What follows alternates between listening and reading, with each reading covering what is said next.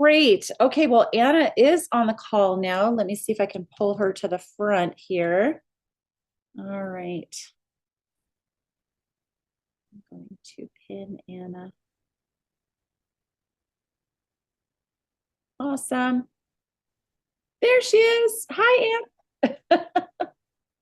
One of those days, folks, but we survived it again.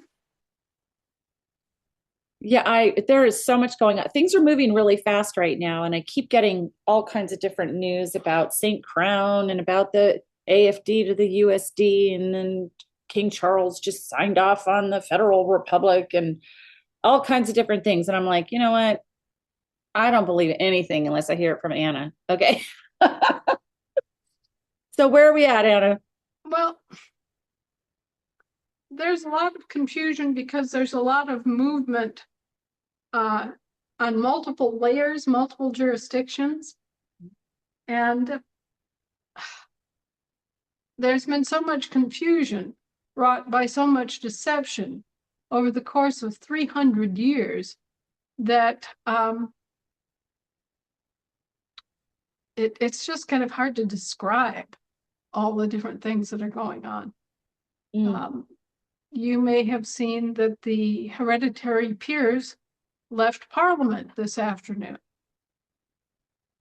You may have seen that during the recent visit with Mr. Trump, the King has officially closed the British Admiralty courts that have been running rampant in America since the end of the Civil War. And I want to assure you that nothing really is being lost because we all have always had our own American admiralty laws.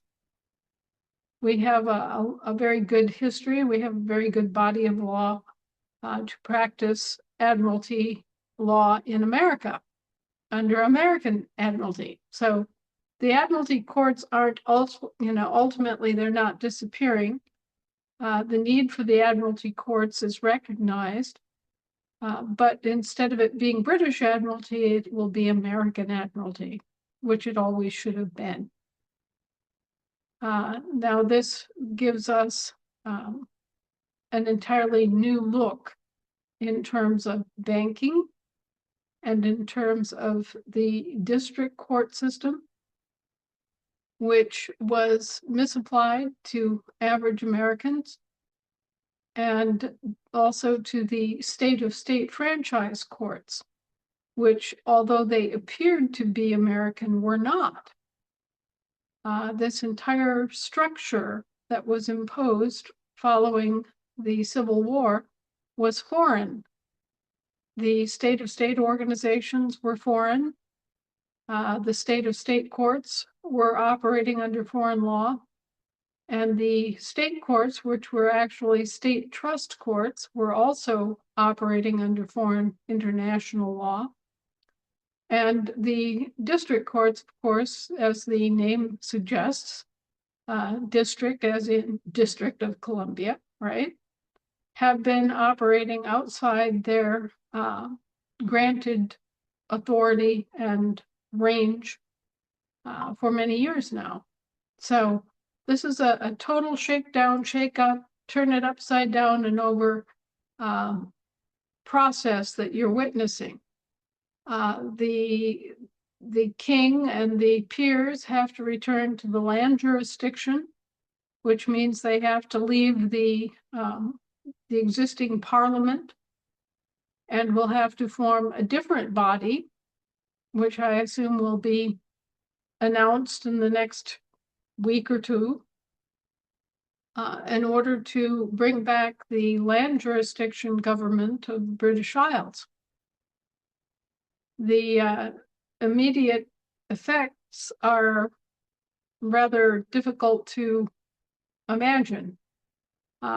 It's giving Keir Starmer powers to appoint more people in the parliament from the progressive end of things because it's a different kind of parliament. It's in a different jurisdiction, you see. And now they will no doubt do more damage to the British nation.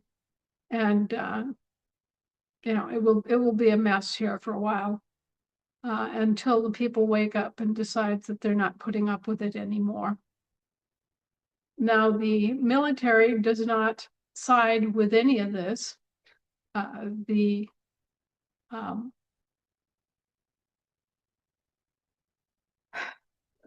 military is sort of caught in the middle worldwide, and there is a worldwide military authority. Their role is to make sure that justice is done and that each nation receives back what that nation is actually owed. What they're sort of the enforcement for the lack of a better word, probate courts. Okay. When you have probate of an estate, what happens? Well, then everybody stands up and waves their hand and says, okay, I'm Joe Schmo, son of Joe Schmo Sr., and I'm the rightful lawful inheritor of his estate, right? And so this is the same sort of process. This is about inheritance, and it's about ownership via inheritance of assets, rights, material and immaterial. When I say immaterial, I mean physical, but air jurisdiction assets, ideas, performances, copyrights, trademarks, all those things that are attached to your name. Okay? So the cat is out of the bag. The militaries are beginning to fully understand the importance of the land jurisdiction and the inheritance that goes with it. They're beginning to understand the importance of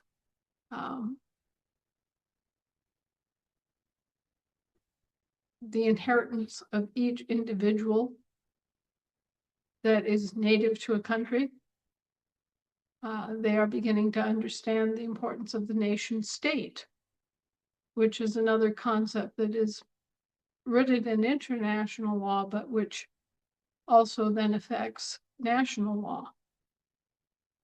And there's all of this confusion going on at the same time in multiple countries, and it's being brought about by various court decisions, both the universal courts of military justice and the commercial courts, which bridge between unincorporated and incorporated entities, and the international law courts like the International Court of Justice. So hang on to your hats, folks. There's a lot of confusion. There's a lot of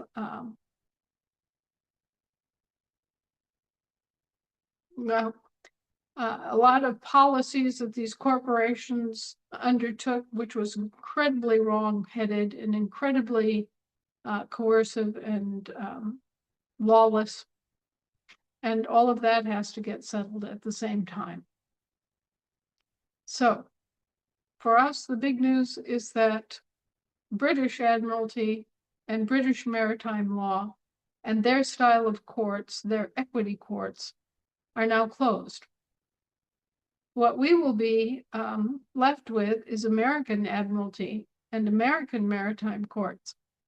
And American admiralty and American maritime courts recognize that in order for an issue to come under their jurisdiction, there has to be a maritime or admiralty contract involved, and the identity and nature of the parties to the suit must be in the correct jurisdiction. And that's going to radically change the way these courts operate, and it's going to radically limit the ability of these particular courts to address average Americans. That was always remember I told you that in the 1750s, the British common law was polluted by adding elements of admiralty law to create equity law. And that was the British form that they were using. Now we will be seeing a completely different form of law being used in the admiralty and maritime courts in this country. And it will be much more protective of the identity and the rights and the limitation of the court with respect to the living people of this country. So there will still be some ability of the maritime and admiralty courts to rein in members of the government, personnel working for the government, but it will take it out of our lives. Joe Average will no longer have to fear being misaddressed by these courts, dragged into some sort of phony court setting and stripped of their property and their freedom. That's a big move forward. So congratulations, everybody. You've played your part in bringing this to fruition. And we look forward to better times ahead. We thank Mr. Trump's administration for pursuing this end and getting it done. It was not easy. It required risk on the part of our military to negotiate these things and to bring forward these issues.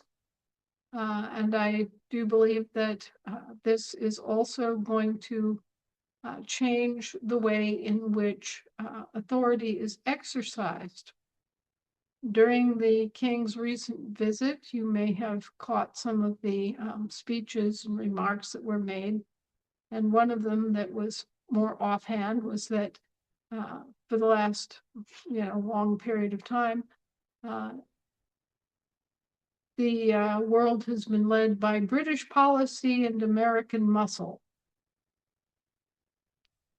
which is, I suppose, the King's way of admitting in public that the British snuck back in after the Civil War and have been commandeering and hijacking everything ever since and using us as cheap mercenaries. However, it's all in the way you look at things and how you take it. Life is not something that is universally understood in the same way. He sees it in terms of British policies having led the world out of chaos and misery after the Second World War and having rebuilt the entire planet.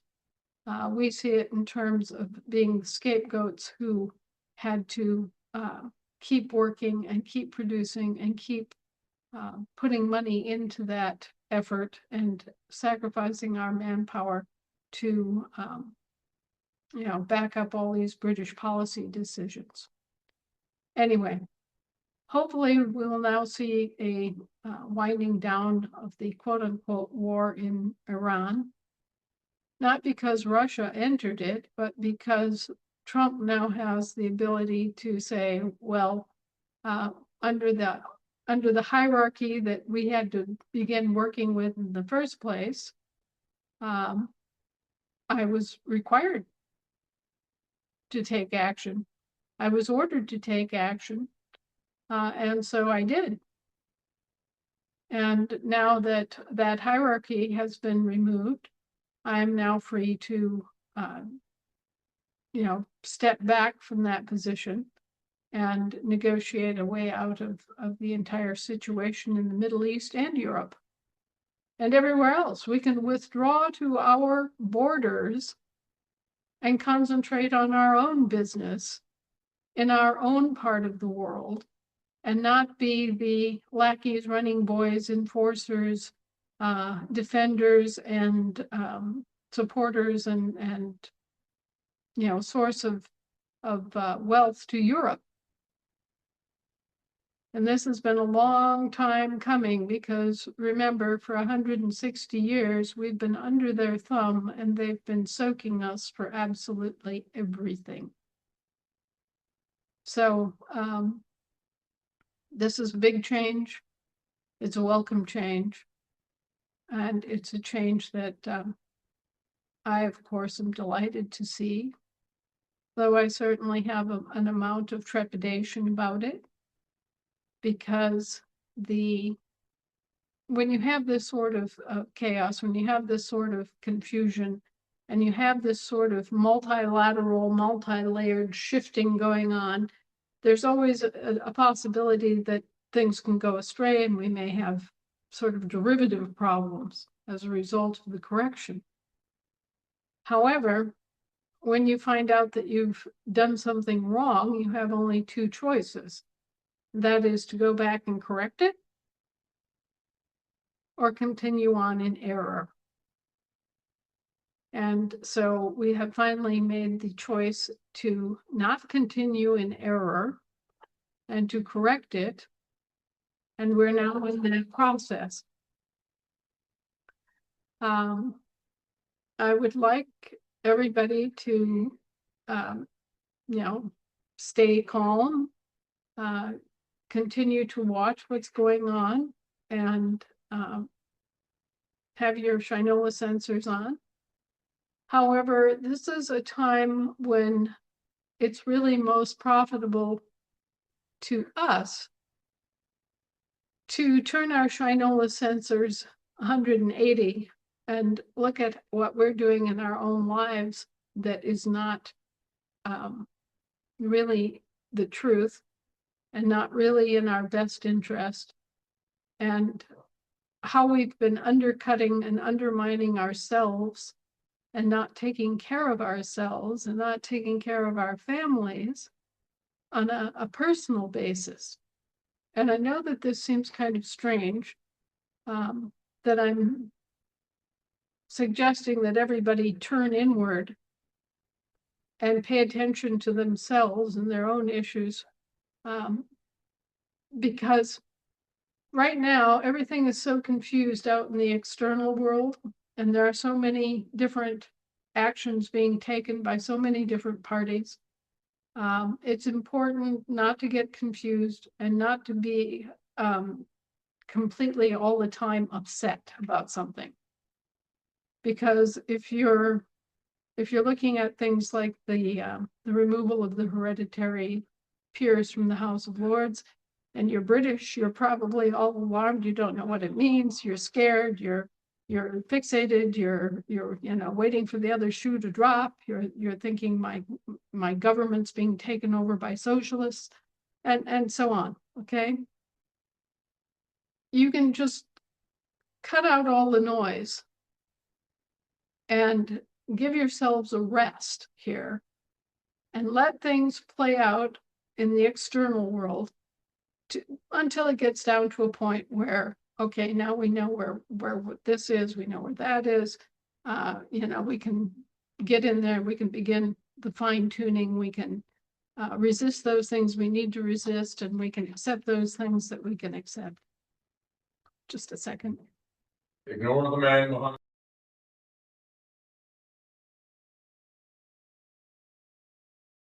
Hi, Shannon. Nothing like a great interruption. Well, I don't want to get sidetracked, but one of these days we're going to have to see that adorable baby who's probably 5 years old by now. No, but he is adorable. He really truly is a Gerber baby. He's one of those little guys that could be selling baby food. But anyway,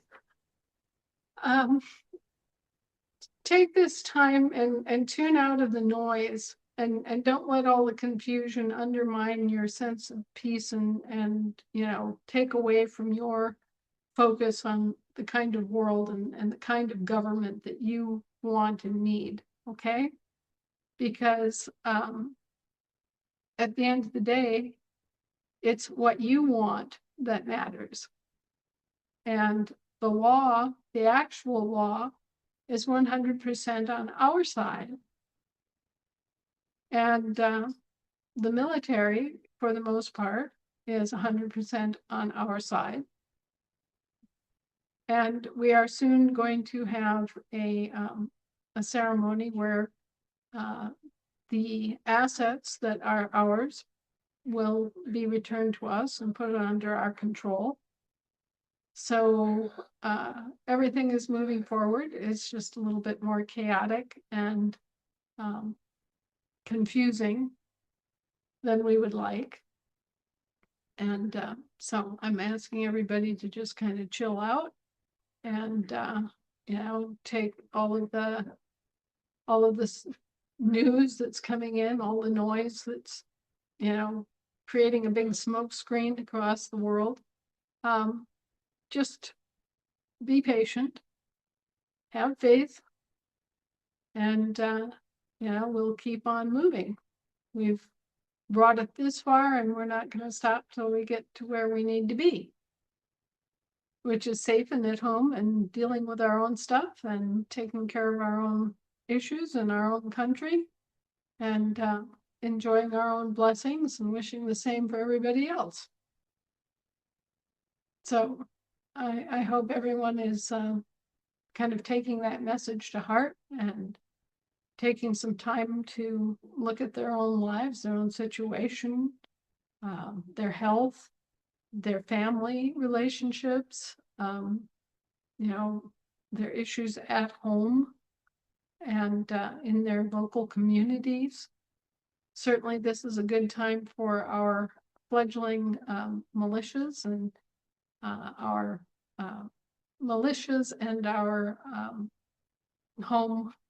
our local militia Minutemen. Their role in terms of community preparedness is something that we should all be looking at, and we should all be trying to work with the public safety organizations that already exist and with veterans organizations and others that have an interest in promoting community safety and well-being. And there's plenty to do out there while you're kind of examining your own life and thinking about what you really truly want and need in your life. That we can be active. We don't have to be just sitting on the sidelines, doing a pose and meditating all day long. I'm not suggesting that. I'm just saying that we need to kind of pull in and look closer to our own homes, our own lives, our own values, the things that matter to us, and all the things that we've neglected over the years simply because in this society we've been programmed to be so external and to just kind of run roughshod over our own hearts and our own minds. This is a time when we can get back in touch with ourselves, as I say, and admit what is mattering, what matters to us. Okay.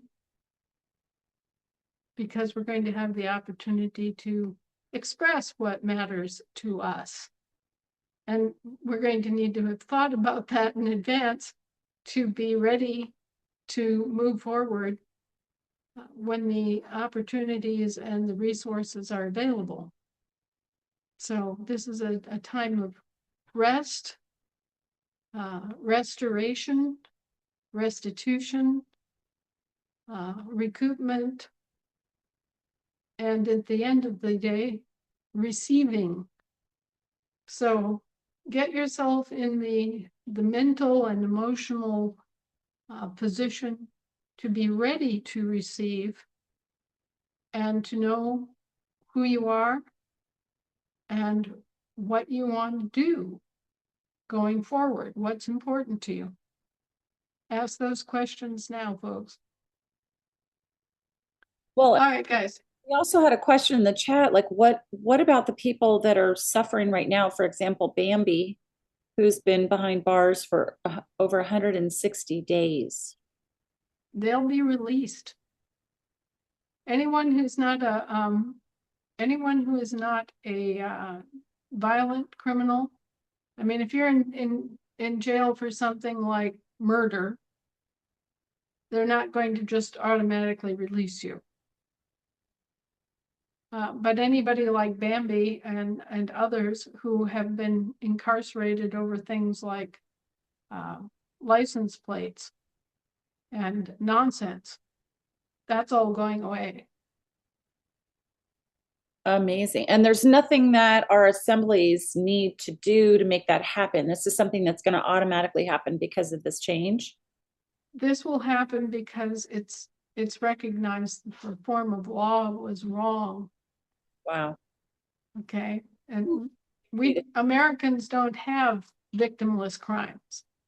We Right. don't have thought crimes. Right. We're not responsible for all of the different state statutes and all of the things that have been imposed on us. This was an illegal military occupation, or rather, I should say, an illegal mercenary occupation of our country by foreign powers. Okay, let me say that again. This was an illegal occupation of our country by foreign powers. So,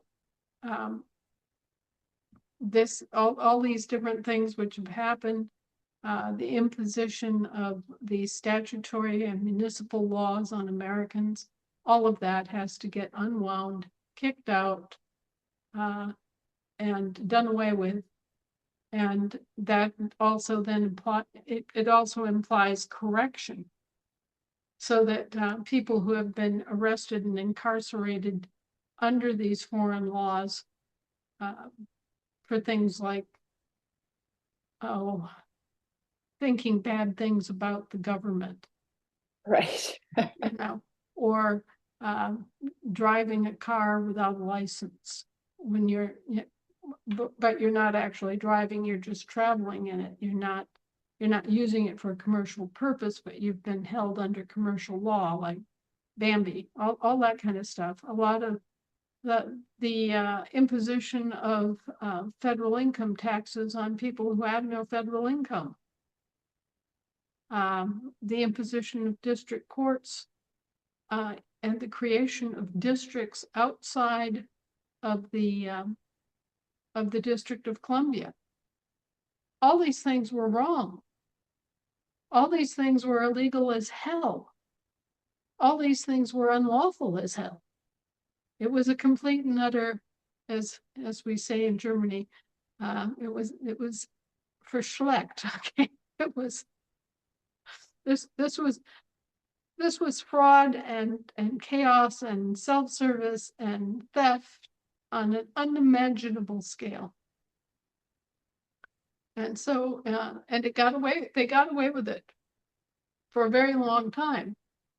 But then they've been exposed and discovered, and the information has been brought forward, and all know it.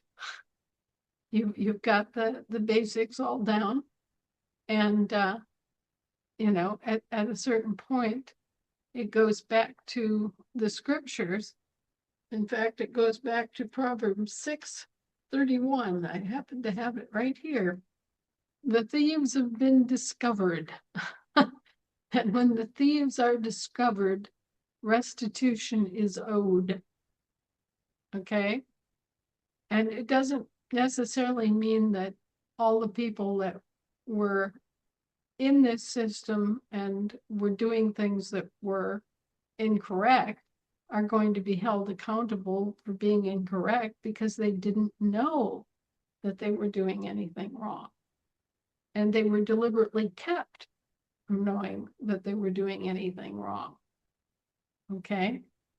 So this doesn't mean that there's going to be any kind of gigantic purge, or that there's going to be fighting in the streets, or any kind of civil war, or anything like that.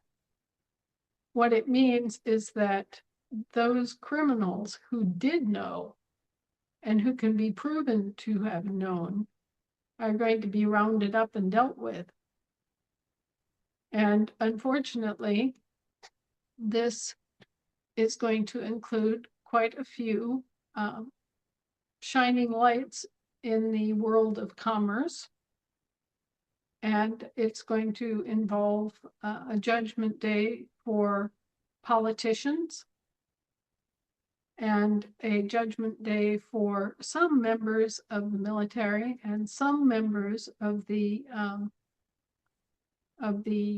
law enforcement community, people that actually knew that what they were doing was wrong and they were participating in it anyway.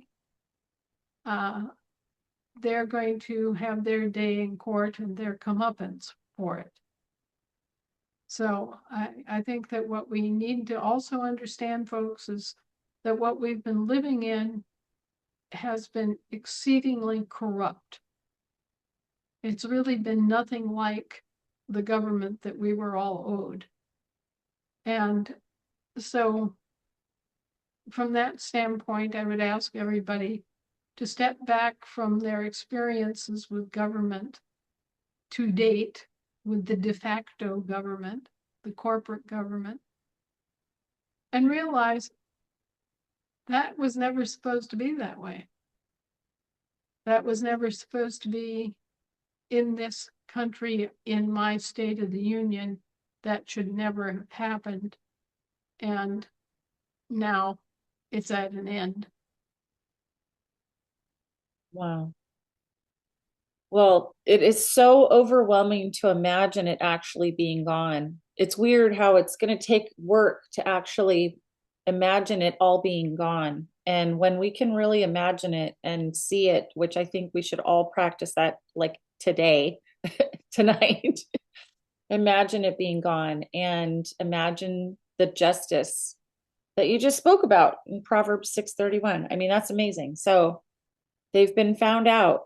And thank you to you and all of the truth tellers that were out there way before any of us even had a clue, so that we could hear this message loud and clear and do something about it. Thank you, Anna. This really is a time for gratitude, taking stock, and letting your soul rest and recuperate. You know, it's a time when the wheels have begun to turn, and we have worked long and hard to have instrumentalities and have institutions and have organizations built and ready to enable us to go forward with a clean slate and a new vision built on the best of all the past. A lot of countries are starting over almost from scratch. They don't have the kind of underpinning that our founders provided for us. We're very, very lucky. And I expect that a lot of countries all around the world will be taking a look at the American founders and the ideas that they accepted and consented to in building their form of government, because so many other places in the world didn't have a structure like that to fall back on. We were blessed in that our country was already a melting pot of many nations, many different people from all over the world. And that required us to think of things in terms of traditions on a grander scale.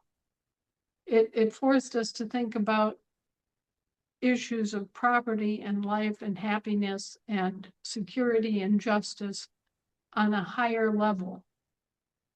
And so we do have a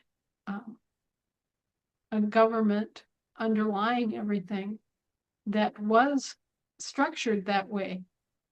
So we can pretty much go back to what we had and bring it forward and carefully monitor it so that it actually works the way it should. And we can change it as we need to. I mean, frankly, there are a lot of things that our forefathers brought forward that can go immediately into action and be right there for us, serving us right now. And then there are other things that didn't work out so well, which landed us in this situation. And one of those things is lack of broad-scale public understanding of the government and how it actually worked. Yep. So education of the public about how the government is supposed to work, and a lively public debate about the use of the Confederation to conduct commercial business for the government. That's another biggie we need to all engage in. We have to think about the role of corporations. Should corporations be allowed to exist? We have some very fundamental questions that we have to answer about the world that we've grown up in. And so, for example, we all take the existence of corporations for granted, but should we? And should these things be allowed to exist, and why? You know, if so, why?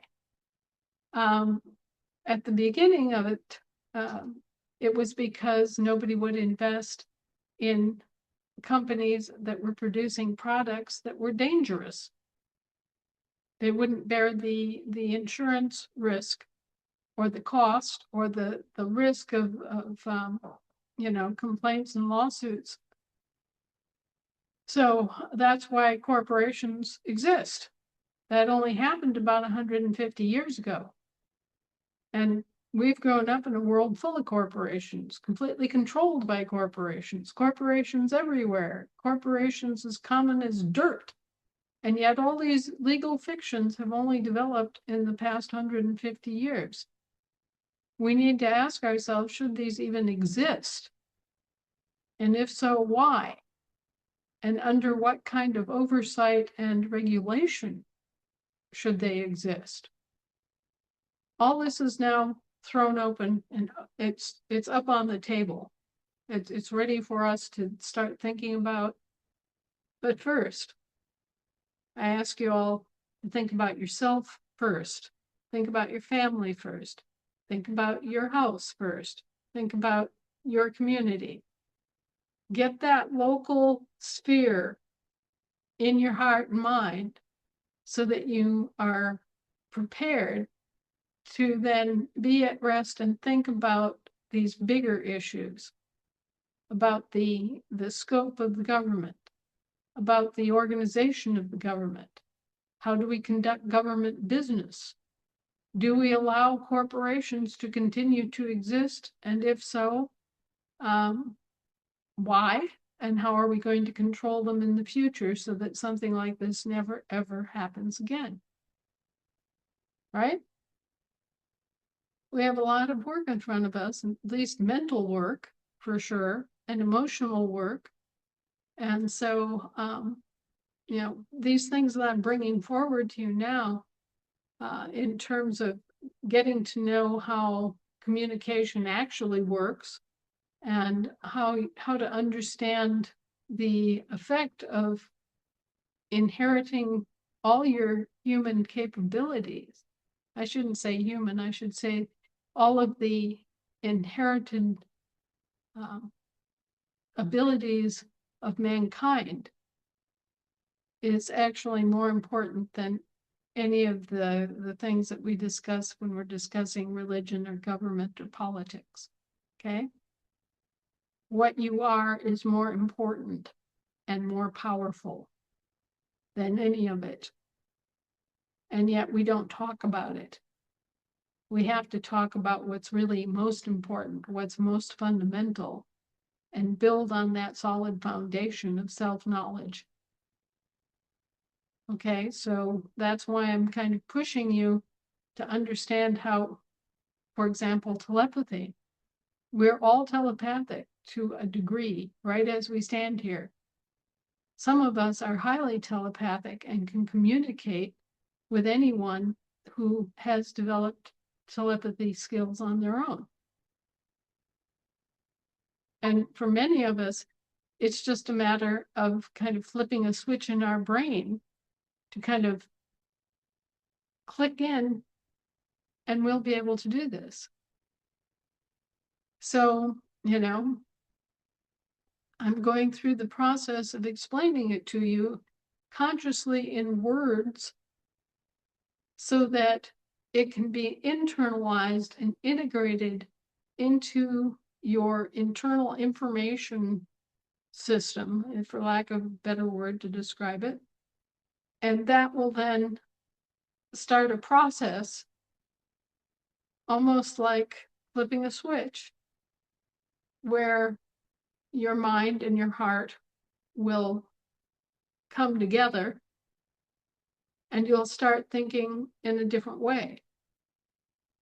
Right now, 95% of us are functioning at the level of a personality. Okay? The personality is the self that you have developed over time and that you present to the rest of the world, right? But beyond that personality is your soul. And your soul doesn't have the limitations and concerns and issues that your personality does. Your personality carries all of the scars of the external world. Your mother was evil to you when you were a child. Your stepfather raped you when you were 10. All these horrible things, you lost your best friend when you were 16. All these things that have impacted your personality, and all of the things that have defined your personality. Like I said, when you arrive in this world, you're given a name, a family, a social ladder, a position, a religion, a political party. All these things are kind of assigned to you without your knowledge or consent. You're just kind of defined by other people and by external circumstance. That's your personality. It's your personality that's Christian. It's your personality that's Muslim. It's your personality that's Black. Okay? Your soul knows none of that. Your soul cares nothing about any of that. Your soul is pure. Your soul cannot, when you're dealing in telepathy, you can't lie. Just like God, you can't lie. Okay? So you don't have all these games. You don't have all these pretenses. You don't have lies and illusions and delusions standing between you and the other soul that you're communicating with. And as a result, everything's very simple. At the soul level, everything is very simple, very direct, very honest, very pure. And that's why when you first begin experiencing this, you'll feel like you're in love. And you may even think that you're in love with the person that first opened up this ability, because it does. It feels like love. And if you go on YouTube and you watch any of Elon Musk's AI sort of open disclosure reports that have been put out on YouTube, he's talking about going through this same experience, but he's talking about it in terms of his AI firewalls detected it. Okay. So for him, it wasn't like someone just walked in the room and your eyes met and you recognized each other and you realized that you could communicate like this. For him, it came about as a conscious knowledge from observing AI reports that all 18 of his firewalls failed. Okay? So more and more and more of you are going to start experiencing this because it's now in your consciousness. and your consciousness will start accepting the information to know that this is true. And when it happens to you, you will feel so liberated and so free and so secure and so happy. And it will feel like you're falling in love. Just understand why you're feeling that way. It's because you've been isolated and alienated and crippled your entire life. You've been kept from your own nature. Okay, you haven't even had time to discover your own nature. So be aware that things that will seem miraculous are going to happen here, and you're going to experience it. And yes, it will be a whole different reality. You won't have to wonder if your boyfriend is cheating on you. Such things won't even happen because everything will be so open and honest and so I guess the word that keeps coming back to me is pure. It's so truthful that you no longer have all of these things that are built on deception and unspoken needs and fear. Fear goes out the window. You have no fear. When you're communicating at this level, there's no fear. Zero. Yeah, You that's don't what I was care. thinking as you were describing this. It sounds like the absence of fear, like the fear is not even part of the equation. Right. There is no fear. Mhm. You're not afraid of what people are going to think about you. You're not afraid of anybody lying to you.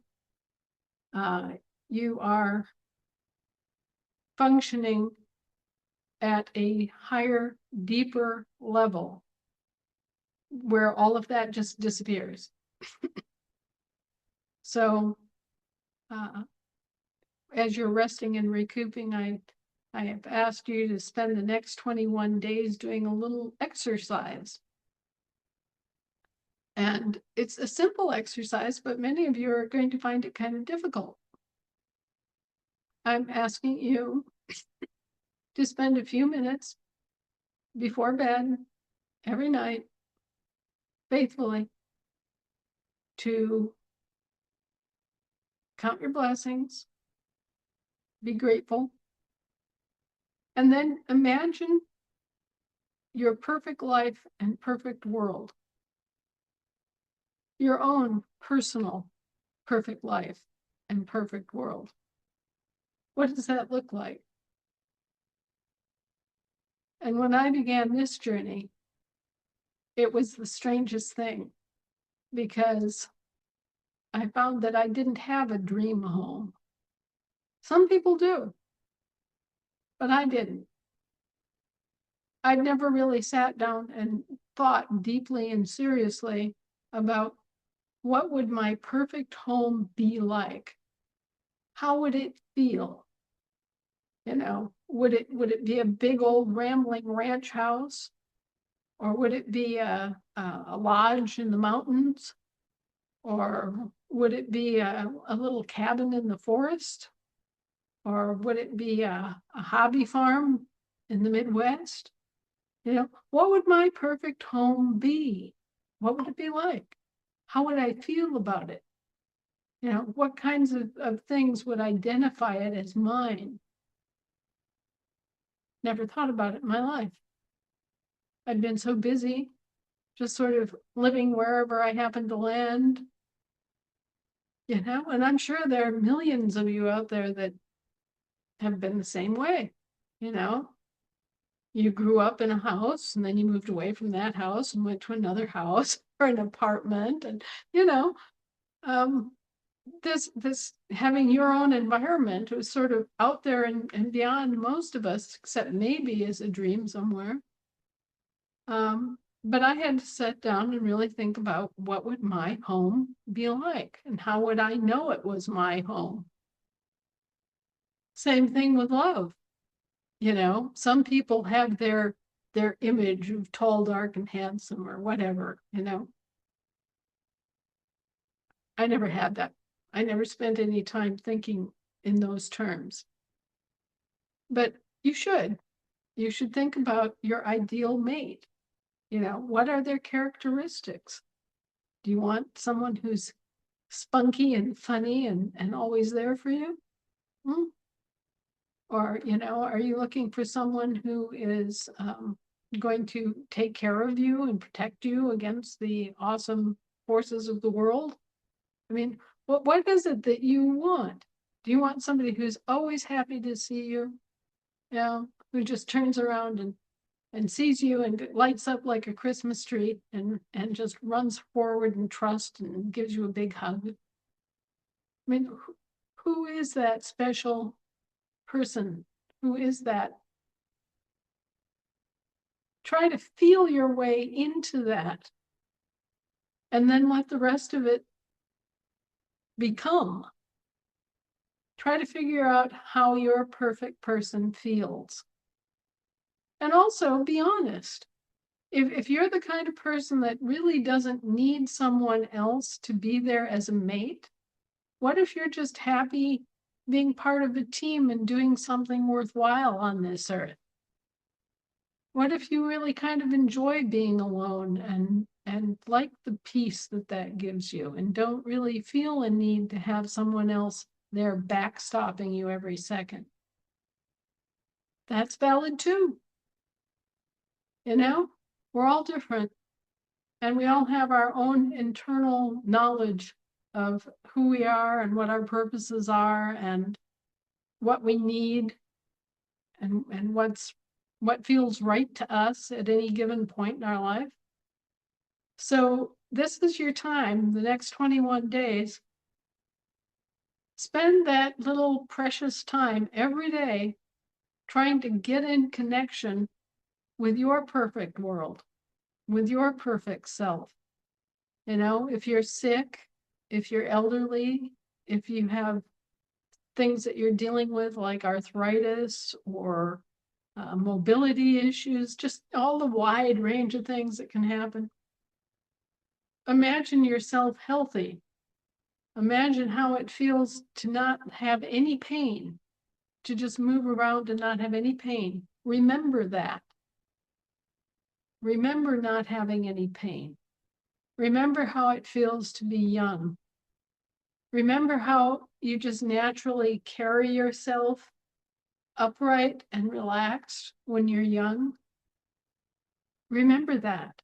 Bring that into your memories and into your thought process as you're lying there in bed. Imagine yourself totally healthy, totally flexible, totally pain-free.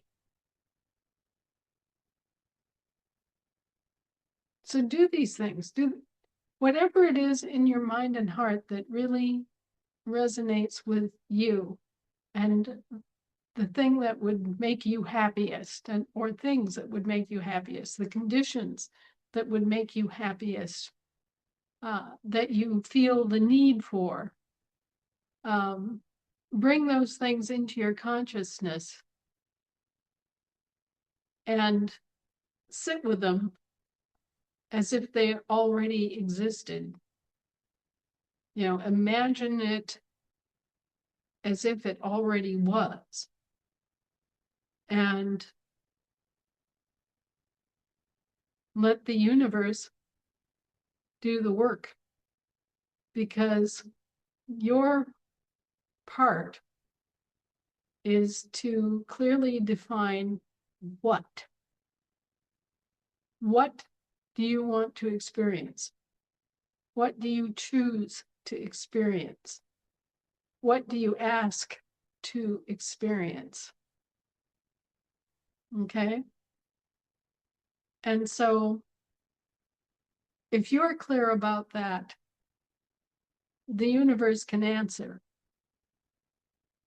And this is the process of you being clear with yourself about what it is that you really yearn for and want. And the only other little pointer I have to offer on this is that sometimes when you're first doing this and you're first experiencing it, you want to lock down on exactly every little detail of what you are asking for and wanting, and that this is, you're in your thought feeling, you're imagining tall, dark, and handsome, right? Here's the thing.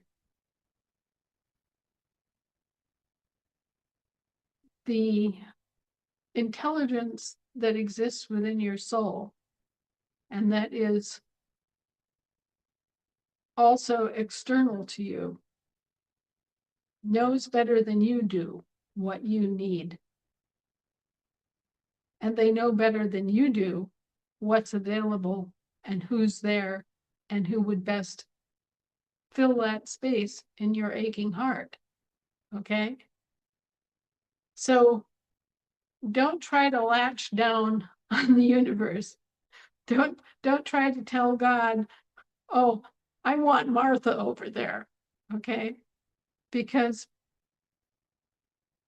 that great intelligence beyond you already knows what the best solution is. And oftentimes it's a solution that you can't even imagine. It's something so far beyond you that it will blow your mind. And yet it will be exactly right, exactly perfect, and exactly for you. For nobody else, just for you. I used to say that God hand tailors our blessings. All the time that my son was growing up, the occasion would come up, and I would look at him and I'd say, God hand tailors your blessings. And it's true.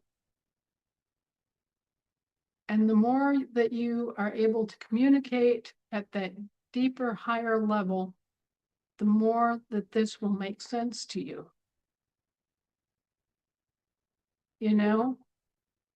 Maybe you've got it in your head that you want someone who looks like Gregory Peck, right? I don't know, I'm just saying, you got this movie star in your head. You want Brad Pitt. Okay, whatever. You've got this image in your head. But what if the very perfect, dearest, most precious, most cherished soul on this planet that you really belong with looks entirely differently?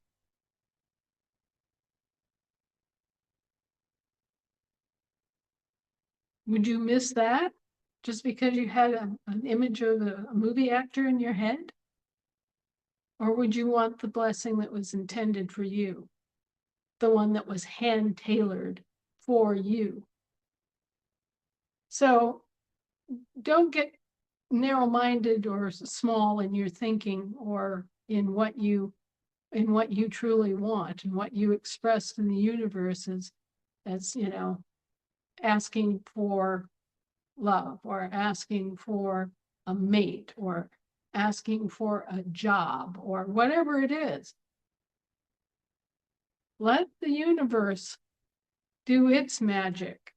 Let the universe figure out the best how, what, where, when, why, and learn to speak very precisely.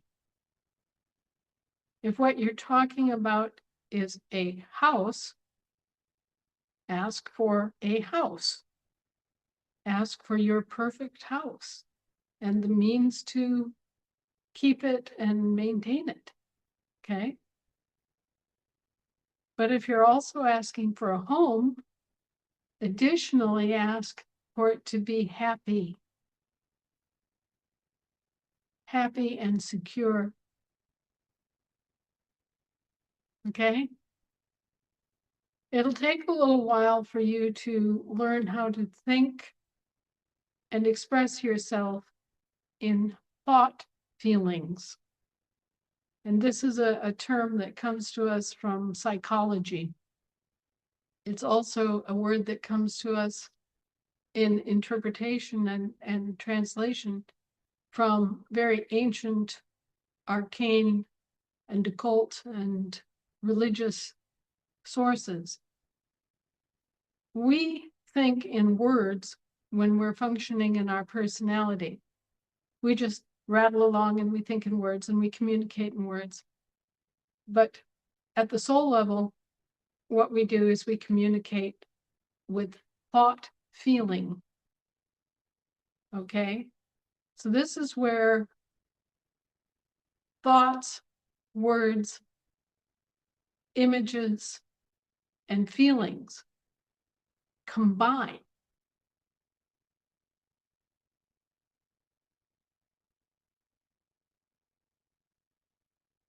You see, you're actually communicating at the soul level with words that are composed of words, thoughts, connecting words, images, and feelings. And it takes a little bit of time before you gain that skill of being able to start out with something in your head, bring it down to your heart, and then be able to create the meaning of that. This is what I'm talking about, encoding love in your voice. You're feeling the love and it gets encoded in your voice and it becomes part of your words. And those who are hearing you hear the love. That's cool. Right, it is. It's super cool. And it's something that we all need to learn and be conscious of to know that it even exists. Because we're not taught this. We're not taught this in any school. Most families have long ago forgotten it. And those that remember have had to struggle hard. I mean, they've had to spend years. But you no longer have to do that. It's been brought forward and it's now here at a level where you can expand into it simply by, as I say, getting in touch with yourself, getting in touch with the truth about yourself, about what you really value, what you yearn for, what you love. Okay?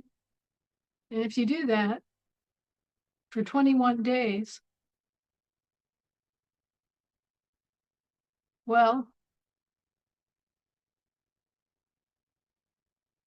I very much suspect that miracles will start happening.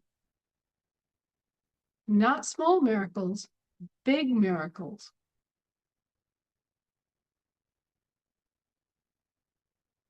Okay, so here's our little experiment.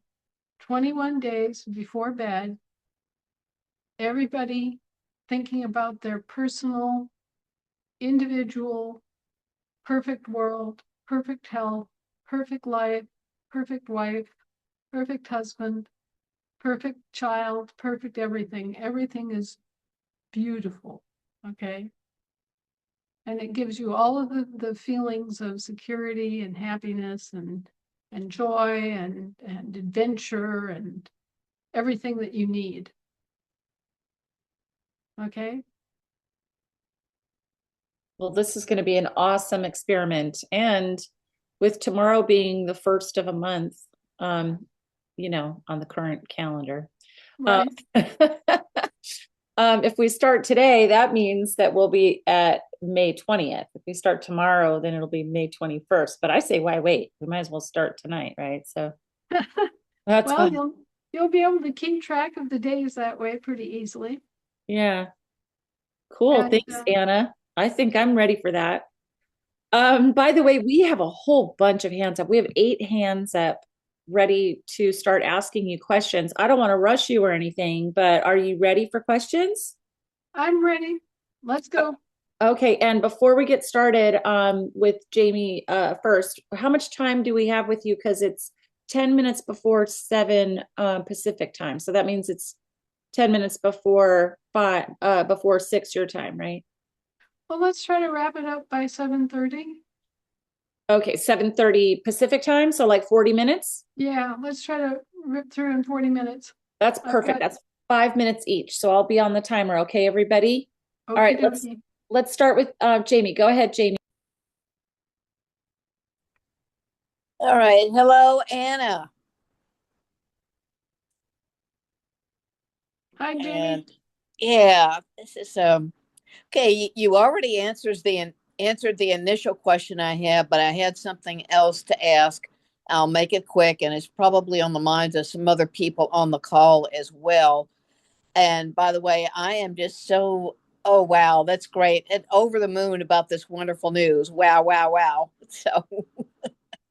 So for those of us who have property, who have a house, and we need to settle up with family members who are not ASNs and may have no interest in changing their status or are not open to it, how would we proceed with that? For example, like a house sale, buying out their share in a house or property.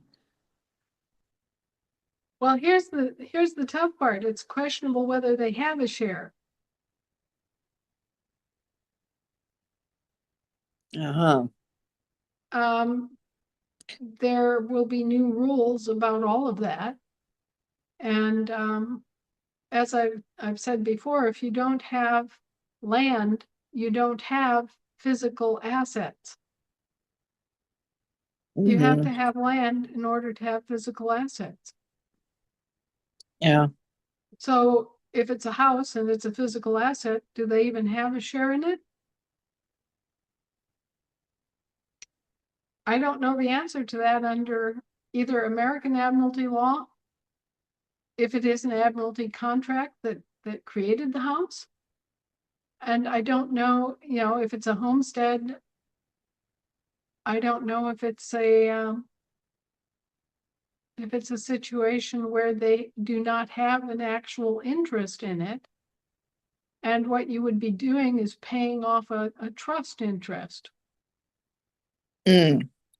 Okay, specifically, it's my home where I live. We've lived here. This has been my permanent home and address since 1972.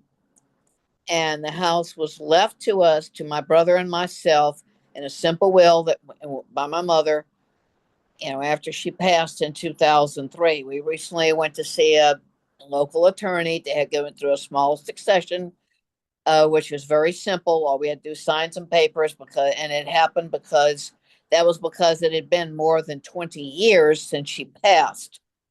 So we avoided probate that way anyway. So I'm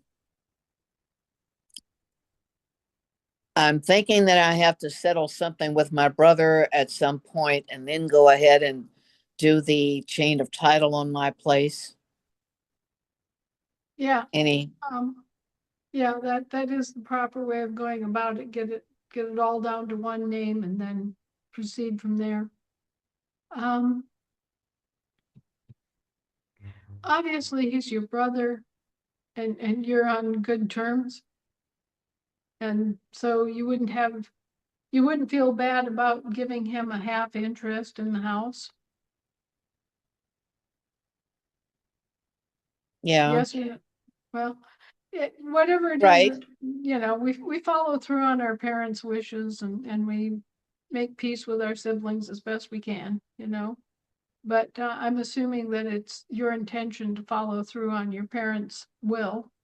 and to give him a half interest or pay him a half interest on the house. This then brings up another problem. How do you pay him a half interest on the house when all you've got to pay with is debt notes? Right, right, So it sounds to me like the smart thing to do, if you can do it, is to simply wait a few weeks, maybe a month, and all of this will get straightened out and come clear so that you actually have a means to pay him for his right, half interest. And he has a means of being able to spend on whatever he needs to spend on.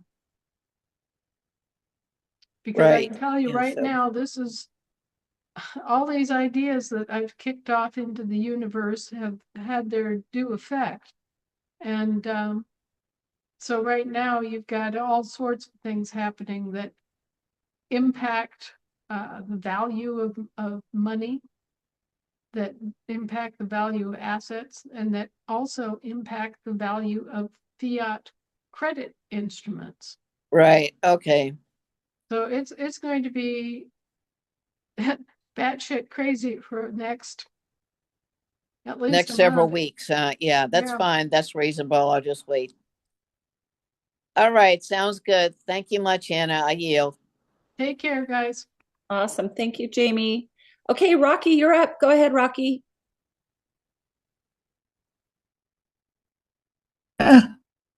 Okay, got him muted. Okay, Anna. Um, First thing I wanted to say is that in the last coordinator call, we talked about the vetting and coordinators and all that kind of stuff.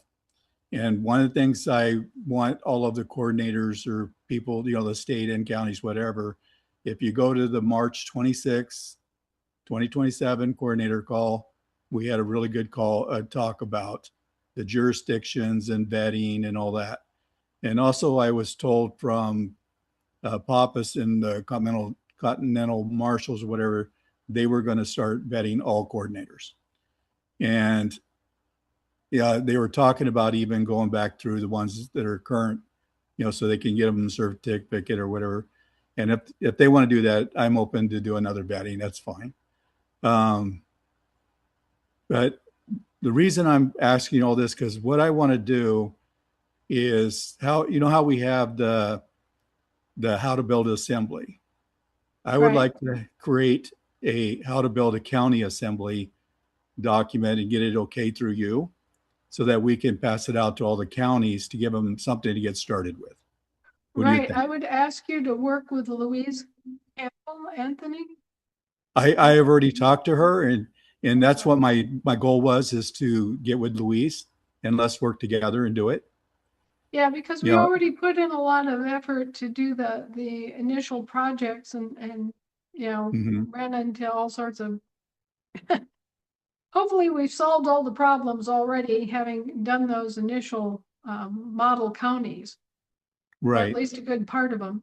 So yeah, Right. coming up with a handbook for counties would be great. So it would be okay if I worked on it with Louise to try to get Yes. something going? Okay.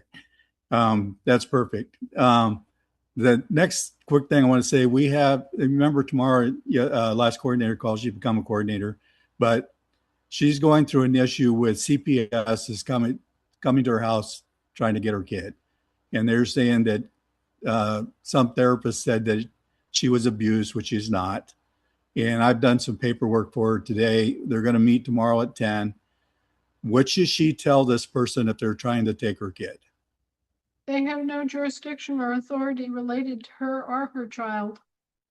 And just blatantly say it. Well, that's what I told her. And also I gave her their codes, like the NRS 62C basically tells that their laws basically say before they can do anything with the kid has the right to have the parent there when they're questioning them or have an attorney. And I told her to press that and force it if they're trying to do anything, because they brought a sheriff with them, right? Right. And then we got some court cases that came from the Supreme Court that says that hearsay or somebody saying that their kid was abused, they can't use that as evidence to come and get these kids or come do anything with them. Right. No third party anonymous tips and none of that crap. Right.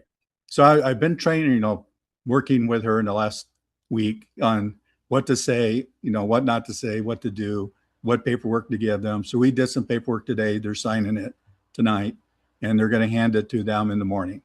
So, basically telling them that those same things, right? Yes, So, absolutely. so that's what we really should be doing. Right. And let's all understand that with the courts being removed as of Mhm. day before yesterday, Mhm. this entire system is just going, Yeah. Yeah, this lady's just pushy, but I've been, she's been stressed because it's her kid. I understand. sure. And I've been trying to help her and her husband, work it out and get them together in this to make sure that nothing happens to them. Because they're a good family and there's no beating or abuse or nothing. The kid's fine. I go to dinner with them and stuff. They're a good family. You know what I'm saying? They don't need to be going through this. Yeah, people have been using these snitch laws to falsely inform on ex Mhm. spouses and all sorts of stuff. And it's just crazy.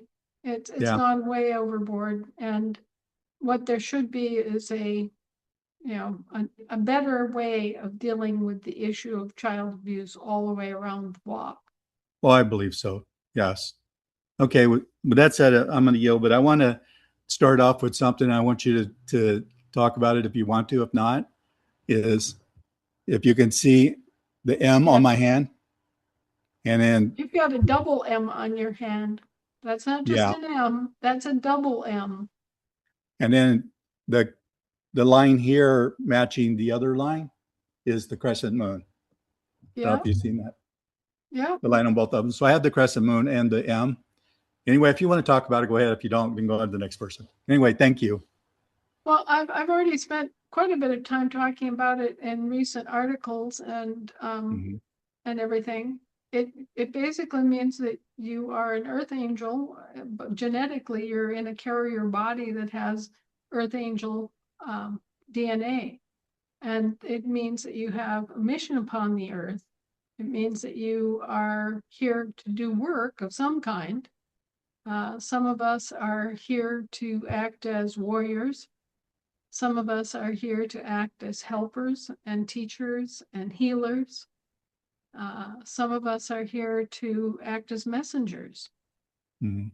I tell everybody because I believe that my life, what I went through in my life, was to bring me where I'm at today. I believe what I'm doing is what I should be doing. Right. It's And that's the feeling you have when you are on mission. That's when you've located your targets and you're on mission. You feel that way. yeah. It's like what you're talking about. I have no pains. I have no deal. I've been to the doctor the last week, whatever. I did a CT scan. My heart, my lungs, everything are clear. Same as somebody in their 40s. I'll be 67 next week. So the only thing wrong with me physically is my blood sugar is a little high. That's it. Well, But and that's another blessing that often comes is that that DNA self-replicates and is very strong and it often confers long life and good health. right. That's the reason I keep telling you that I'm not going away. I'm going to help stand the assembly up because I believe this is where I'm supposed to be. Anyway, I yield. Thank Thank you, you. Rocky. Yep. Okay, next up is Brad on Virginia. Go ahead, Brad. Thank you, Michelle. Good evening, Anna. Good evening. I'm doing my weekly follow-up. I checked on TASA on that Clean Air and Water Act, and I had a couple other folks in our assembly double check behind me, so I wasn't losing my mind, and I still could not find it there. Okay. All right. Well, I will flag that down and write it so I don't forget. Sounds good. last question. The Assembly, the Virginia Assembly received a AFD1 Global Currency Acceptance Certificate from St. Crown Industrial Loan Company. Okay. Does that send ring a me- bit? Go Yeah, ahead. They're trying to get things set up so that they can do the exchange platform in real time for each one of the assemblies. Okay. So just send me the paperwork so I can see it and I can comment directly on it. Wonderful. Well, I'll get that over to you. We just Okay. want to make sure it was legitimate or whatnot. So thank you. Yeah, it is. And there will be a process here where everybody gets funded. Yep. All right. Wonderful. Have a great evening, Nana. Yep, you too. Thank you. Awesome. Thank you, Brad. Okay, next up, we've got Glenn on Florida. Good evening. How you doing, Anna? Hi, Glenn. It's been a challenging day on Florida. Starting off with an email from Terry that contradicts a lot of the things that you have said to us.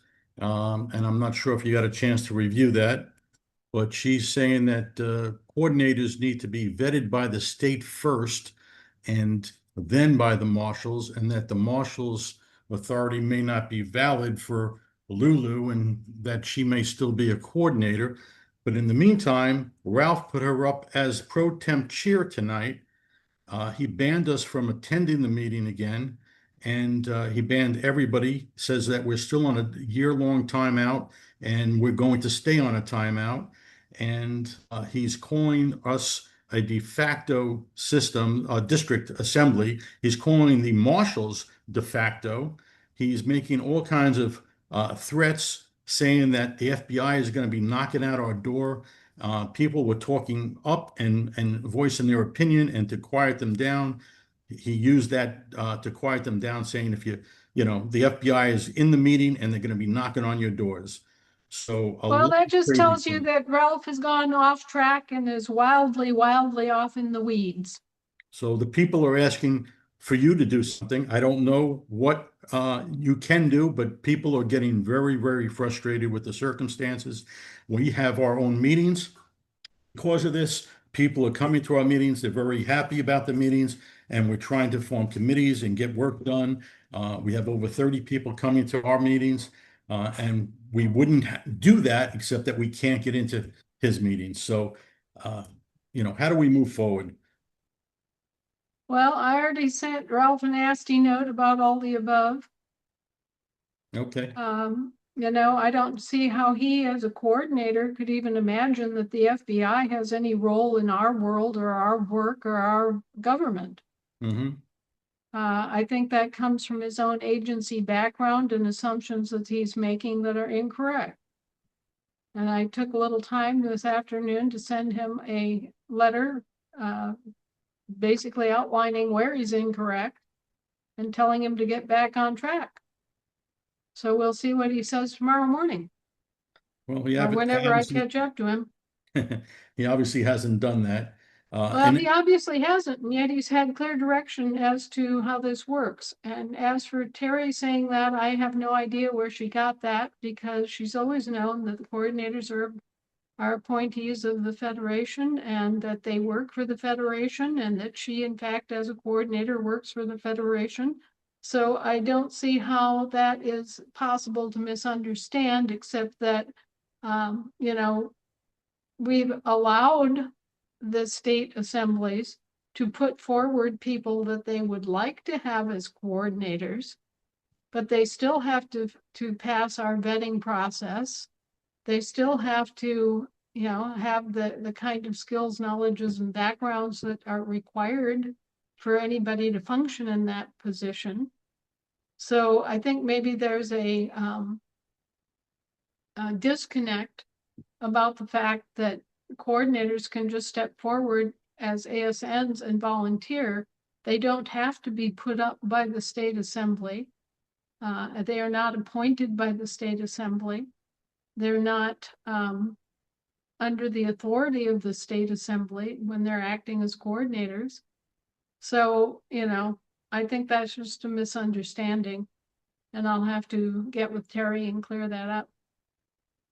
So in trying to respond to her, because her suggestion or she believes that it should be, the coordinator should be vetted by the state first and then go through federation, because if they don't pass state vetting, then they shouldn't even make it to federation vetting. So I sent her a response to that today stating that we have 11 people holding 37 elected positions on Florida. It's being run as a cartel. And if we had to go through vetting through the state first, they would never pass anybody to the federation other than who they want. So that wouldn't work. In the last year, we have gone from 27 working committees, supposedly that Ralph has projected to everybody. We did an audit of the committees and we found out we only had 4 working committees. We had 29 organizers and we're down to 16. And he calls them organizers because he allows them to hold multiple positions instead of coordinators, where they can only hold one position other than a recording secretary. We've Well- gone from recognizing 35 counties down to he's only recognizing 2 now. So we are going in the wrong direction, and we need to stop it. We need to correct it. We need to be allowed to do the job that you hired us to do. Amen. I'm sure that there are concerns, but they're the kind of concerns that should be expressed among adult people standing on both feet. And they should be answered in a friendly and community-based way. This kind of, trying to exercise top-down authority that really isn't granted to the state assemblies. Like I say, the Federation allows state assemblies to suggest people that they would like to have as a coordinator. We don't have any problem with that. But at the end of the day, it is a Federation function, and it's something that we do independently of the state. So I'm not sure why that same sort of meeting each other halfway and showing respect for the actual structure cannot be maintained. But I can tell you for sure that the appointment power over the coordinators resides with the Federation of States. It does not reside with the state. So is the assembly under Ralph's control at this point allowed to elect a pro temp or appoint a pro temp? Because we're in the meeting, I don't know how it transpired, but a pro temp chair, being Lulu, who did not pass the Federation vetting, he is put in as pro temp chair in order to silence us and have her run the meetings. No. Okay. And that was done without a marshal at arms, because we don't have a marshal at arms at that meeting either. No, it's being mishandled. It's not being handled in the correct way, and it's not being handled in the correct spirit, which is to talk to each other honestly and recognize the differences of opinion and work on those to come to a commonality, because you all have to work together. This is not something that you can pick and choose. It's a public organization. It's not a private club.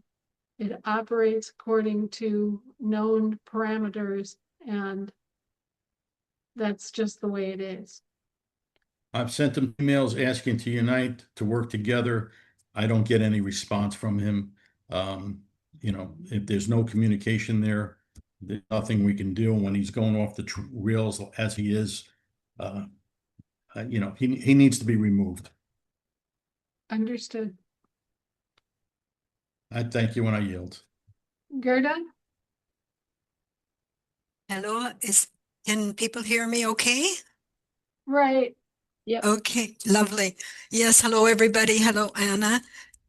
Yes, I would like to let you know that we have read your letter, your article on Canada, and have taken that to heart and have written a letter of invitation to the people in Terra Canada and are looking forward to hopefully meeting with them in a few weeks and see if we can come to a meeting of the minds there and work forward, find a way to work forward together.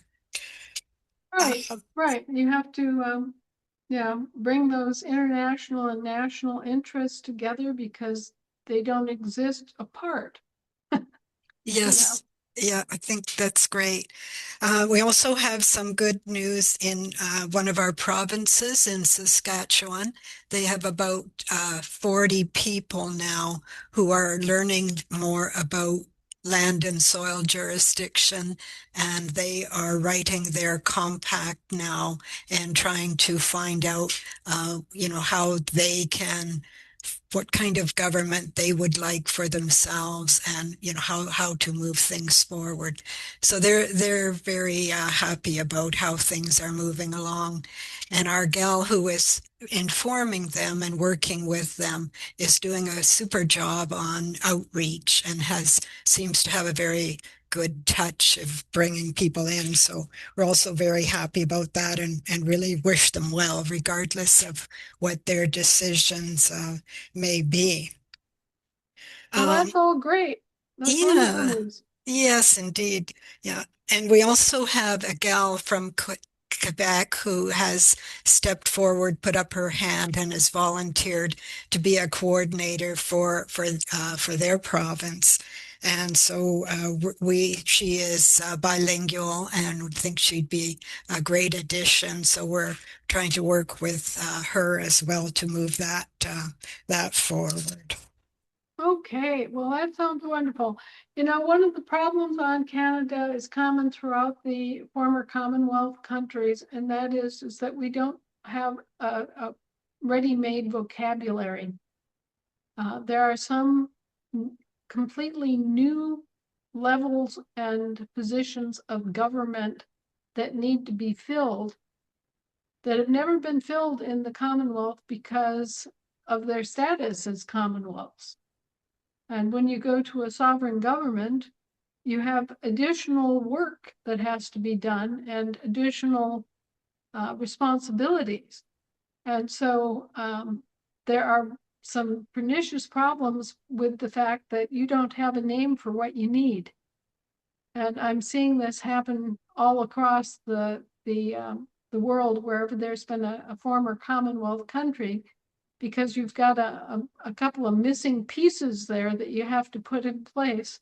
And there's not a ready-made vocabulary in your de facto government that that shows you what those missing pieces are and what they could potentially be called, right?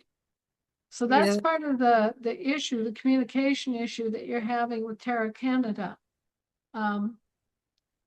But hopefully we can have a meeting and we can sit down and discuss this and show everybody, okay, you don't really have that part because you were a Commonwealth. And, as you step into being a sovereign government, you're going to have these additional responsibilities that have no names or that have no certain names at this point until you adopt your define things and start working on your own development. So I'm looking forward to having a meeting with Terra Canada and with all of the separate provincial assemblies as we go forward here. Maybe in a couple of weeks, things will have calmed down enough for that. Oh, that sounds absolutely wonderful.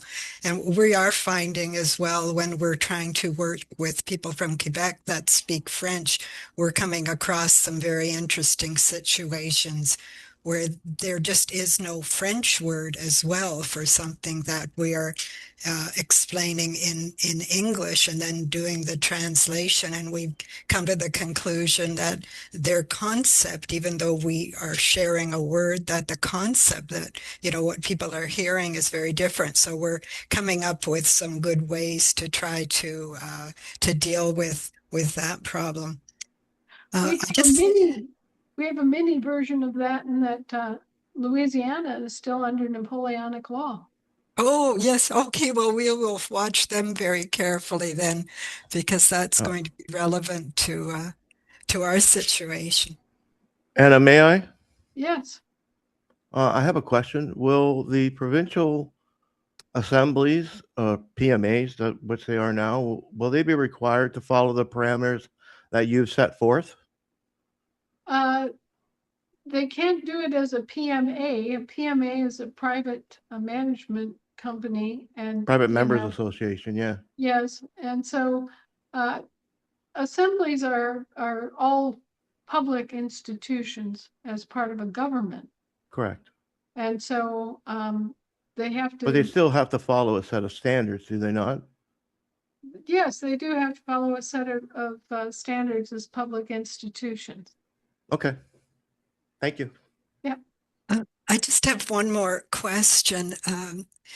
Regarding all of the wonderful changes that you mentioned at the beginning of the meeting about the courts being put back into their proper positions and government agencies being notified and falling into place, I'm making the assumption that in Canada, once we get our court standing, that we also need to still do all that work for ourselves regarding the existing government agencies. I think it'll be made easier given what has been done in America.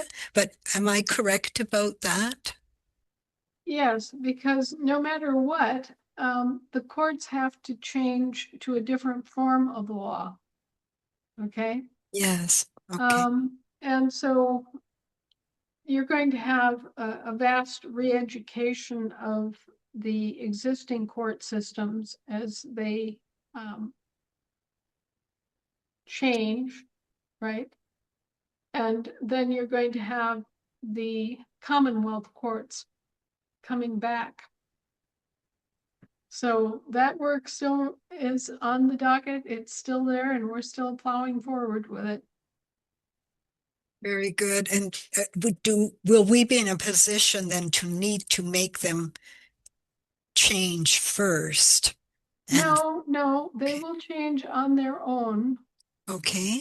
But you will have to create common law courts.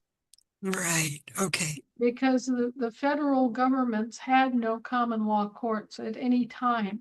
Mm-hmm. Federal courts were to deal with specialized forms of law. And so you do not have any common law courts in the federal system. And that is a responsibility of the people, for the people, by the people, right? Very good. Okay, that's wonderful. I yield. Thank you so much. Thank you, Gerda. Okay, Susan. And by the way, it's 7:23, everybody. So thank you. Susan, you need to unmute. How's that? Perfect. Okay, go ahead. Thank you. Great, thank you. Hi, Anna. Hi. Hey. I just had one. I sit in the weeds a lot. I don't say too much, but there's been a pattern of things that I was getting concerned about at assemblies and so on, and watching individuals coming from their own assembly and expressing their concerns about their own assemblies and things that happen there. And so I've seen it, and it's my experience too, that there seems to be this thing that develops when there's problems in the assembly, and the coordinator gets very upset and goes, like you say, off the rails or whatever. And they take advantage of the possibility of timeouts. And it seems to me like it seems to me like a one-way enforcement kind of situation.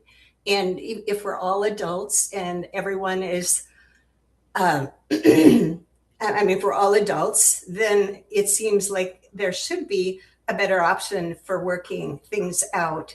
And my heart goes out to people like Florida right now too. And these people are very mature. They're really responding appropriately to this situation. But at the same time, some people might not stick around. You might lose really good people in when those kinds of abuses occur. So anyway, I just wondered if we could consider how to navigate assembly issues without power abuses and things like that. And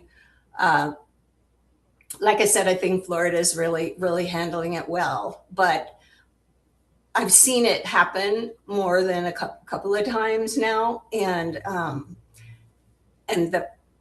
then the abuse of the timeout and so on. It seems just a little, it seems a little bit like kindergarten, but anyway, I just wanted to provide that input because I really like to see a better way. Right. People who come into our system from the de facto system tend to gravitate toward positions that they associate with power in a hierarchy. Mm-hmm. And so they want to get on the vetting committee. They want to get on the oversight committee. Mm-hmm. They want to, be a marshal at arms. They want to occupy these power positions, or what they think of as power positions. And this is where we always have the problems. Yeah. And, it's because people are abusing those functions as if they had authorities that they really don't, and that there are, really what we're trying to do with those positions is very simple compared to what they try to load onto them. Let's put it that way. Like vetting. Vetting is supposed to be just a pure matter of eligibility. Mm-hmm. Are you eligible or not? It should not go into any areas or questions. It should not be at all political. It should not be based on your opinions. It should be just based on, are you eligible to serve this office or not?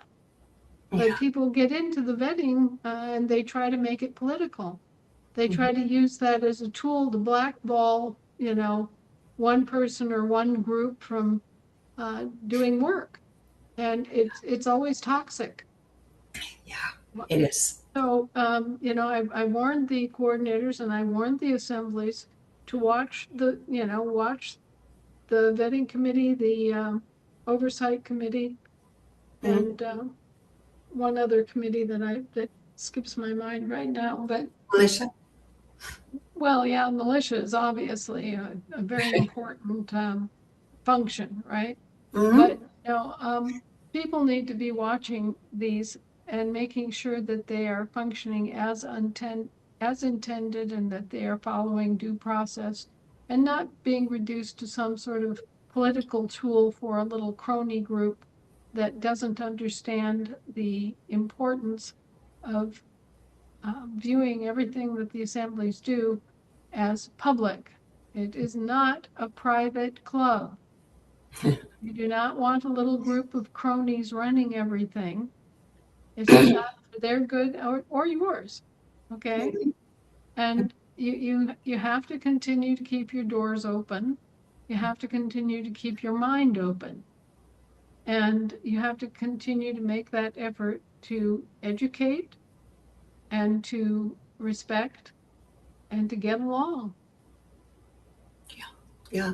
The coordinator role, is that some people haven't even been elected as coordinator, but I think it would help. Coordinator is not an elected office. Okay. It is not even appointed by the state General Assembly. No, it's a federation. Is it a rotating position. role? It can be. I mean, people come into the role as coordinators, but all of those coordinators are federation positions. And we allow the state assemblies to put forward people that they would like to have as coordinators. But we are the ones that have to take responsibility in the end. So we're the ones that hold the power of appointment, and we're the ones that do the vetting. Yeah. Okay. Well, yeah. So, and yet there's the idea of the timeout and so on. And the thing is that you say that the coordinator role is not a power position, but they have the power to put someone in a timeout? They do, as long as there isn't another mechanism available. And really, the assembly as a whole can put someone in timeout. But the thing that they always mess up on is that timeout is supposed to be a educational and communicative process. Right. It's supposed to be a matter of, okay, you did something that's disruptive and harmful to our work here. Here's what you did. You take a couple of weeks off, think about what you did, and when you're corrected and you're thinking about this, come on back in a couple of weeks. If they do it again, you take them aside again. You say, okay, well, here's what you did. Here's why it's disruptive. We're going to turn you loose for a month to think about it. And after that, you can come back. Yeah. It's supposed to be that kind of a process. And this is what is not happening in these situations where. No, it's not low key at all. Yeah. So, this is where we're not communicating. Okay. Correct. And we're not following that progressive process of correction.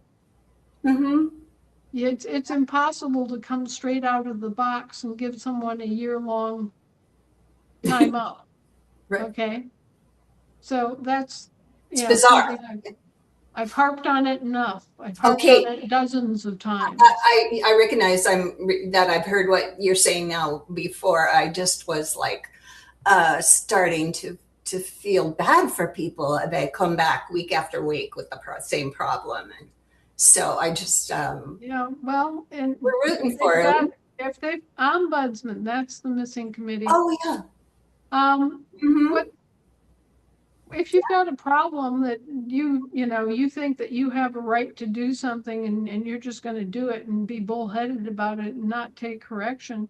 You've always got the ombudsman. Yes, we were forming the ombudsman committee, but the coordinator didn't honor that. Well, it's not the coordinator's job to determine. It's not the coordinator's job to determine who organizes a committee. It's the coordinator's job to support the development of committees. Okay, so you have to have your committees in place and people that are willing to serve on those committees. Right. And that's what we really ask for. Yeah, hopefully a certain kind of balance of power is the result of all of that. Right. And a coordinator should be thrilled to have a committee form. Yeah. And there should be an orderly process by which we said, during General Assembly, we say, okay, well, we're trying to organize the following committees. 1, 2, 3, 4. Do we have volunteers? Joe, Adam, Joshua, Felix, Well, it doesn't seem to be like the job of the coordinator to determine what committees there are. Well, there are committees that are standing committees, and the coordinator can fill those, simply by motion from the floor of the General Assembly to create the committee. Yeah, they can coordinate that. Yeah. And then the committee is established and volunteers are sought. Mm-hmm. Yeah. Yeah. So yeah, it seems relatively straightforward, but Yeah, sorry, Susan. I don't want to cut you off, but I just want to honor that Anna wanted to wrap up at 7:30 and it's 7:34 right now. And I don't know if you guys could see it when I do the clock, but I've been doing this. Yes. Oh, I'm sorry. Yeah. Sorry. I yield. And thank you so much. No problemo. Anna does have several articles. There's also the coordinator, how to build an assembly handbook. That's also a very helpful resource for answering a lot of these questions as well. So that would be, I think, a great resource for you to check out to get the kind of that basic foundation and get things moving where you guys are having challenges. Yeah, absolutely. Awesome. Thank you, Susan. Again, sorry, I didn't mean to cut you off. We still have 2 hands up. Anna, did you want us to have them email you or email me? How should I best handle? Well, why don't we try to get through these last 2 since it's only 2? Okay. In that case, Natalie, on Terra Australis. And I want to make sure everyone could see this. When I do that, that means it's been 5 minutes. Yeah, I can. Okay, good. All right, thank you. Go ahead. Hi, Anna. Just a couple of questions. Postmaster, is it elected or appointed or something else? The postmaster on the land is actually a municipal government employee. It's run by the Holy Roman Empire. And today they have the Universal Postal Union, which is a corporation that does a lot of the work, right? But you have the power to have your own postmaster. And this is different for every country. The land jurisdiction postmaster, which is 2 separate words, postmaster, that's the land jurisdiction office, has been replaced by the postmaster, 1 word strung together. And that's the sea jurisdiction office, right? Yeah. Well, ultimately, your land jurisdiction government governs everything associated with it. Land governs sea and air. Okay. So what you've got going there is a situation where you need to, as a government, appoint a postmaster, not a postmaster general, a postmaster, a civilian postmaster. And then you inform the UPU that you have appointed this man or woman to serve as postmaster on the land jurisdiction of Terra Australis. And, that would be done as a joint selection of the different assemblies as a group. You would come together, say the Queensland Assembly and the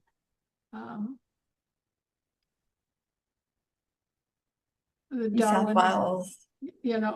All the different assemblies in Australia would come together and they would vote on a postmaster, and they would then publish the news and the election to the world. You would let the Universal Postal Union know that you now have a postmaster operating on the land jurisdiction and standing to be responsible for delivery of the mail on land.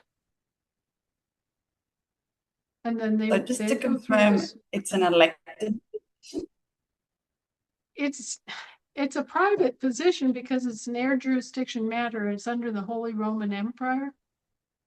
But I'm not sure how long that's going to be that way either. But what you do is you go through the you announce this to the Vatican, and you announce it to the UPU, and you come forward to enter on that office, and they go through their process of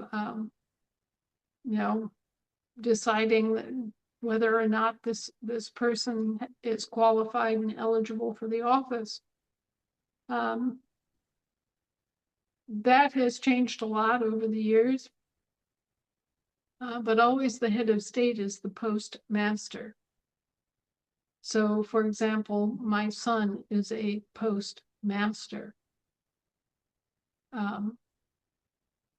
Now, if you want to elect a head of state in Australia, that's one of those areas where you've never had a head of state.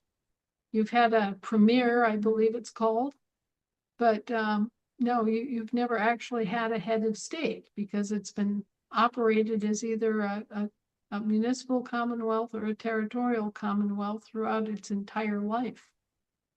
And so that's one of those empty spaces that Australia needs to fill. Mm-hmm. Right, yeah. But anyway, you take the action and you pass the vetting, and there you have it. Or you elect a head of state. And if you elect a head of state, well, then they are the postmaster on the land. Perfect. Just one more quick question. Our interim assembly, National Assembly, do we have the right to stop people from coming in on that meeting or that assembly who aren't reconveyed or vetted? It's a national assembly. Yeah. Right. You have to, in order for your work to have standing, you all have to make the effort to declare and be reconveyed to the land and soil. You have to stand up and claim your position in order to have standing to address these orders and all of this work. And that's why we always have the declaration, the recording and publication standing in back of each and every member so that their votes count. Yeah.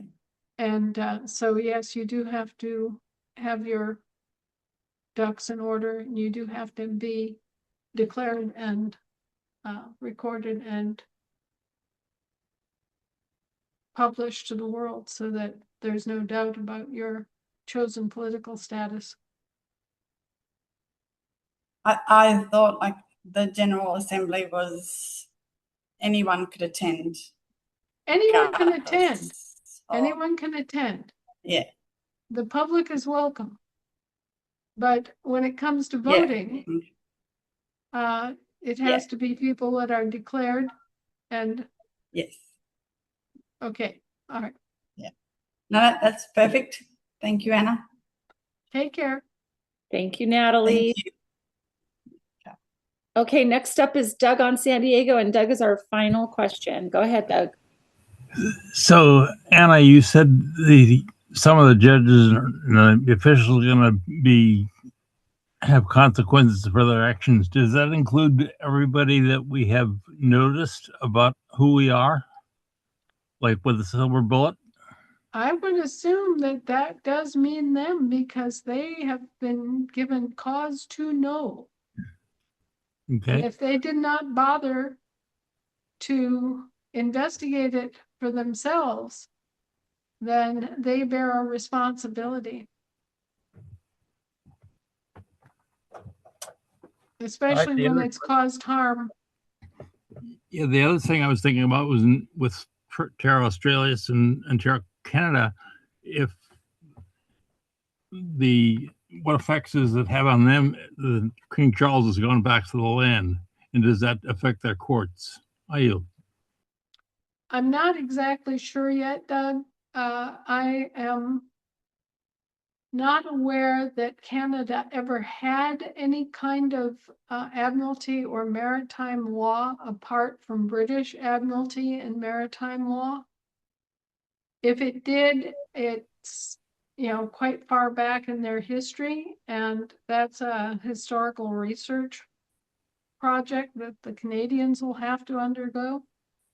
If they are standing as sovereign government, they'll have to begin the process by adopting a form of admiralty and maritime law and working with that to create their own unique form of admiralty and maritime. So somebody will have to go back through and with a very precise mind and extract the principal issues out of the chosen law. And it could be American too. They could just adopt American common law, not American common law, but American admiralty and maritime law as their beginning standard. And then they could, you know, further personalize it through the operation of the court.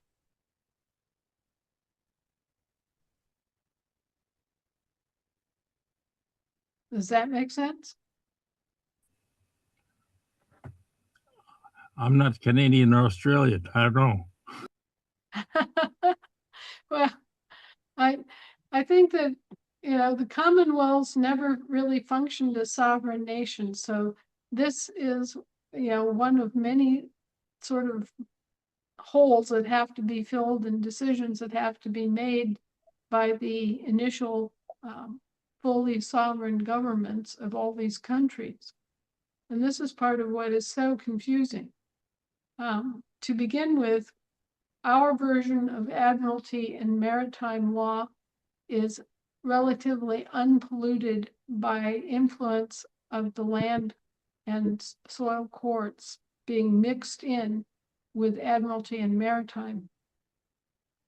And in the same way, the land and soil courts are not polluted by maritime and admiralty practices.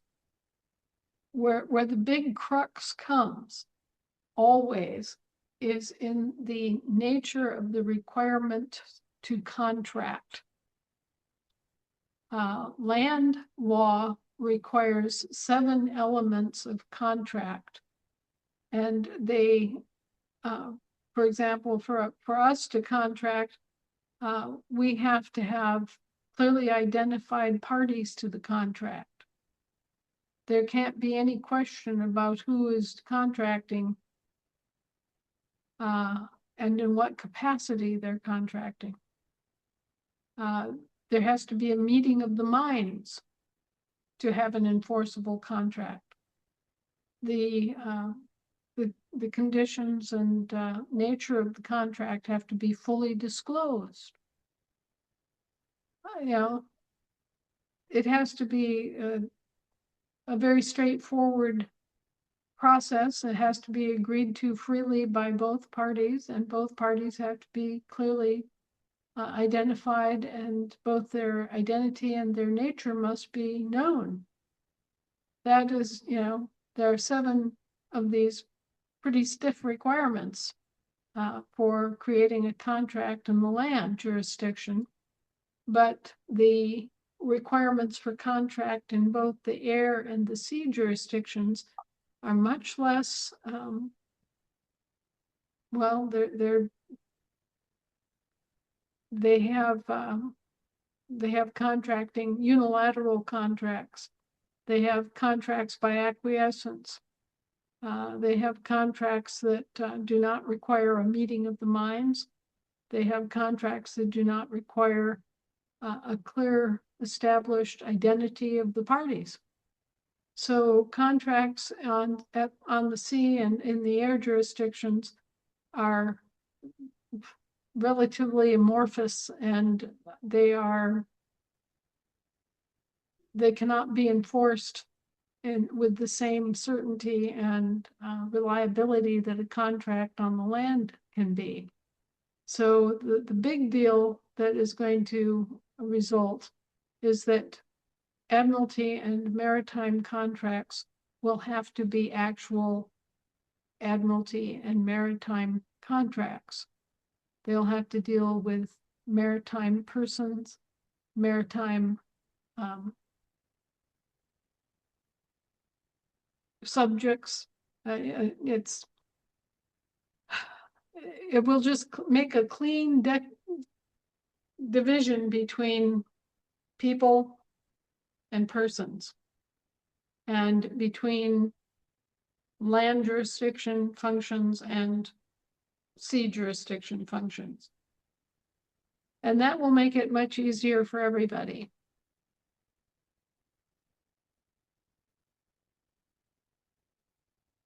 I hope that helped. Awesome. Thank you, Anna. Did that answer all of your questions, Doug?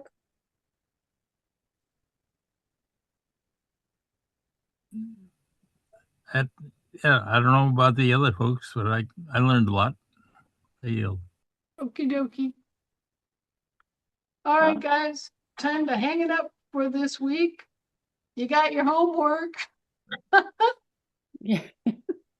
Starting tonight. Yes, be selfish. Think about yourselves for a change. Yeah. Thank you, Michelle. Thank you, Anna.